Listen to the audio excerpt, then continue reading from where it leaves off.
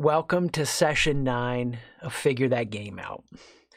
And as I walk you through this lesson, I don't want you to feel too much pressure at the beginning. Hang with me for a second. But we can all agree as we've traveled through these 8 lessons that the game is won or lost by your mindset. You can start to fill in the worksheet there, your workbook. The game is won or lost by the mindset. We've seen that over and over through what we've covered up to this point. That really it can be said, you are the only obstacle. Yes, there are other obstacles we hit. This is a reality. This happens to all of us. But at the end of the day, who is the worst enemy that you'll ever face? It is you. So how can we take what we've learned and stay in the game for the long haul? If we can do that, everything else is going to open up for us. You could summarize this whole course as understanding what it means to play the infinite game for the long term. You know when you're in a space and you're thinking and experiencing and expressing the game with that long point view. And if you feel beat up or defeated or challenged or discouraged by anything I've said up to this point, then I can tell you absolutely you don't have to be, because there are no wrong notes, no matter what's happened up to this point. Beginner musicians focus on learning the notes. Pro musicians want to play the right notes. The masters know there are no wrong notes. It's just what you play next. And what I want to do is give you 9 questions as we close out this journey that are going to help you continually stay free from the obstacle to the game that is you. These questions are something that can guide you at any juncture. Question number 1, will you notice the space between thought and emotion? To figure that game out for the long haul, to stay free, is to start with question 1. To continually come back to this idea of, I am more than my thoughts and my emotions and my desires, all the markers of my identity, everything we know from a deep expression of figure that shift out. But in a simple way of expressing it, what we're wanting to do is to start paying attention to that space as it continually expands between the thoughts that hit our mind and our consciousness and the emotion that comes with those thoughts. That space right there is where you find out there is a there there. There is a there there. All the great traditions of the world break down in 1 or 2 camps here. They say self is an illusion, consciousness is just an expression of this manufactured illusion, or they go to this extreme where they make all of the experience of the self, the totality of existence, we could say. No, it's beautiful when you understand that there is a there there, that in between thought and emotion, I can pay attention, I can notice. No one is fully emotional or rational. Both come together in this beautiful symbiotic relationship. But the hard part about question 1 is that it's been seen in studies that people would rather face electric shocks than do introspection. Yet it is the only way that we find that freedom as we look in. Second question, will you recognize when you're acting insecure? Will you recognize when you're acting insecure? None of us get beyond a space where we show up in insecure ways. The minute that we become full of any kind of self-righteousness, that we've reached some kind of a point of enlightenment, we are our own worst enemy. We don't have to go to self-shame either, where we beat ourselves up. We live in this space where we say, you know what? There are times I act insecure, and when I do that, it's not me. See, there is a there there, but you're not always there. And you can see that in the workbook notes. You're not always there. When these insecure moments show up, this isn't who you are, who you really want to be. It's the false you or the false self. We're all seeking validation in some way. And one of the things that I try to pay attention to in my life when I'm in a period of challenge or growth or a limbo moment or in between or some kind of stress, which is where all the good growth happens, there's usually some kind of sacrifice I'm making that is unseen, that is unappreciated or misunderstood.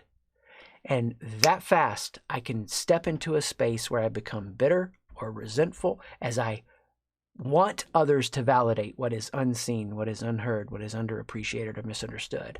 I alone have to deal with that myself. So that's the second question that protects us. Question number 3. Will you cultivate the power of your daydreams? Will you cultivate the power of your daydreams? Once you start to live in the space between thought and emotion, and you're not just reacting, you're noticing consciousness offering these gifts to you. Sometimes they don't feel like gifts. And you're in between that space of thought and emotion, and you start to see that there are times you show up insecure. You'll also start to see there are just these random things that occur on the windshield of your consciousness. They pop up. Little fantasies, little daydreams. And here is the wildest thing about those moments. Your daydreams actually betray you. Your daydreams betray you because they show you something you really want. Now, if that daydream is something that's destructive to the kind of life you want to build, it doesn't mean that that's an action you have to take. It just means it's something that you want to pay attention to. You want to cultivate the power of your daydreams by saying, what do I really want here? You say, but I need more on that to know how, if it's going to be good or bad for me. Well, that's question number 4. Question number 4, will you perceive the difference between a distraction and an intuitive turn? Will you perceive the difference between a distraction and an intuitive turn? Because this is where we start to allow the daydreams to work for us, not against us. And here's the answer. Mimetic desire or real desire is the clue. Mimetic desire or real desire is the clue. Let me talk to you about what these two mean. Mimetic desire is, am I copying what someone wants? René Girard, the philosopher, talks about the fact that we're mimetic beings. We don't really know what we want. We copy what others want, and we think we want that. Or is it real desire? Is it what I really want? This is the clue between a distraction and an intuitive turn. It's very easy to hop on social media, to read something someone's writing, and think they want that, I should want that. People aren't conscious that that switch is happening in them, but it's happening all the time. I want to know, is that something that I really want at the core of who I am if I'm not being insecure? Or is that something I feel like I should want? The wisdom of your life will emerge in the tension of the distractions and the intuitive turns. And sometimes it won't always be very clear either or. There will be some both and to it. And that's where the wisdom emerges. Not in everything being either or, but sometimes we learn from the desires of others, the mimetic desires, but we're not copying, and we're letting that form our real desires. Question number 5. Will you visualize change to accelerate neural wiring or rewiring? Will you visualize change to accelerate neural rewiring? At the end of the day, what you can't imagine won't become real. What you can't imagine won't become real. So sometimes you accelerate neural rewiring by seeing what others have done, and it gives you confidence you can do it. Sometimes it's going within through the core practice of identity space and learning at the deepest reality of who you are, in that there that is there. Everything you have, everything that you need is all right there. And as you continue to play in the playground, that expansive space of identity space, you continue to accelerate change. 6, after you've done that, guess what? It's not just floating away into some kind of wispy perfection. More shows up. This is the 6th question. Will you turn irritation towards others into a fascination of discovering differences? Will you turn your irritations towards others into a fascination of discovering differences? The answer here is vexation is a gift for transformation. I had a little fun on that one because it was a throwback to Robin Hood, Prince of Thieves, old school Kevin Costner movie. If you've seen it, Sheriff of Nottingham character comes into the witch's lair and is stabbing this knife or spoon down into all this stuff. And the witch character goes, "Something vexes thee?" My wife always loves it when I do that if she's upset about something. Hopefully you get the irony. But when we feel vexed, vexation is a gift for transformation. When I see the speck in your eye and I get upset or irritated or angry about that, it's a clue and a signal for the big old log in my eye. And so I want to notice what shows up for me that can lead me to my own transformation. And then I can study the person that I'm frustrated at with fascination and awe as I gain a perspective I didn't have up to this point. 7, will you embody change for continued motivation? Will you embody change for continued motivation? The answer here is recovering ancient human technology is modern success. Recovering ancient human technology is modern success. The last few months for me, I've found a profound ritual develop. I didn't seek this ritual out, it just happened. I sit in the sunroom and I watch this tree that has hung on to its leaves until just 2 days ago. So all the other trees had let go of their leaves, but these leaves were still there. And I would see them blow in the wind and changing colors.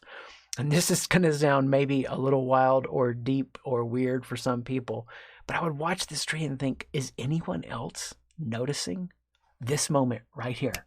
The colors it is, the way it's blowing in the wind. It's more than I can even take in, but I'm a witness to it, and I see it. And I see it this second, and I see it that second, and I see it the next second. And as that ritual began to develop for me, I found it to be very special the last few months as a reminder that there are things in my life that we want to have witnessed, to be seen, and we're constantly changing. We're going through these expansions and growth. And as we go through this, we want to continue to use rituals to embody the change for continued motivation. So maybe it's listening to a song and building a trigger. Maybe it's like I did, it's staring at a tree. Recently, through meditations on a very ancient poem called Ecclesiastes, you see a continual pattern in this poem.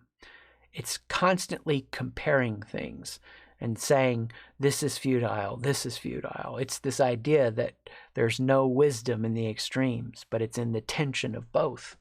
But at the end of the day, because all these extremes exist and the wisdom is in the tension of the both, the poet says, at the end of the day, we want to come to a center. We want to remember we're going to die, and we enjoy the work, the relationships, and the food we eat. And as I've thought and expressed and experienced that poem these last few months, no doubt through a health crisis I went through earlier this year, it's been a new ritual for me to find simple joy in eating and drinking and being merry. Wherever your rituals take you, you want to embody change for continued motivation. Number 8, will you accept the way to return to optimal states? Will you accept the way to return to optimal states? It doesn't feel good to be in a place of death. It doesn't feel good to be in a place of letting go. It doesn't feel good to be in a place of grief, but it doesn't mean we can't find a joy in that rhythm, because we know that progress isn't linear. Transformation isn't linear. It's not something that begins forever and is done and ends forever and is done, but instead transformation is a circle. That whatever was the last moment that we had that was optimal, we can't become attached to it and try to force life to take us back there. That really in every moment, every day, in micro ways and in macro ways, we are coming back through this awareness, leaning in. We receive an insight, the moment flips, and we step back into flow. Truly, circles are better than finish lines for flow. That no moment of our past defines us. There's no moment of our future that we'll get to, that everything is fixed, taken care of, and no more struggle. Instead, we are where we are. Like an unkinked garden hose, we keep paying attention to what is that flow through like. Number 9, and this is how we know the transformation matters. We're not just getting high on a supply for our own good. Will you impact those around you by watching the culture? And I say watching first, because yes, you're going to shape it, but first you got to watch it. And you're really only needing 3 metrics here. 3 metrics are all you need to pay attention to the culture around you and what you need to do to help participate in its transformation. 1, this is under question 9, what is the vision and values that are being adhered to or lived out. We can always pay attention to not what is the spoken value, but what is the real value. This is true for families, relationships, teams, organizations, institutions of all kind. Number 2, what's the quality of the relationships? Are we living in any kind of space of healthy conflict, or is it a forced unity? Do we circle around and round on the same conflict, or do we actually break through to deeper understandings? And the third metric, what are our structure or systems like? Another way of saying it, are our structure or systems improving? You can't change the substance of something until you upgrade its structure. And so healthy cultures, there's a vision and a values that is clear, and what is stated is matching to what's preached about in that culture. 2, relationships are healthy and developing and ongoing. No one person has to live in a certain role or personality so that the whole can feel a sense of completeness. Each person can dynamically change and become who they need to be. They do not serve the institution serves their growth. And then 3rd, yeah, we didn't do it that way yesterday, but that's okay. We can change. We can upgrade into a new wineskin so we can get new wine continually. At the end of the day, these 9 questions are worded in such a way to ask, will you? Because it really is a commitment. It's an exercising of willpower, but not like willpower you would have thought about. You're not exercising willpower to force a vision that you have onto your life, nor are you exercising willpower to numb out and run hard from the things you want to avoid. You're exercising willpower by discerning and cooperating with what's unfolding. You're not frustrated and forcing. You're not powerless and frustrated. What's unfolding in your life, you're simply moving in sync with it, making the most of it through these 9 questions. Because you can't lose the game of being you. That's probably the most encouraging thought that I could give you as we close this journey of figure that game out.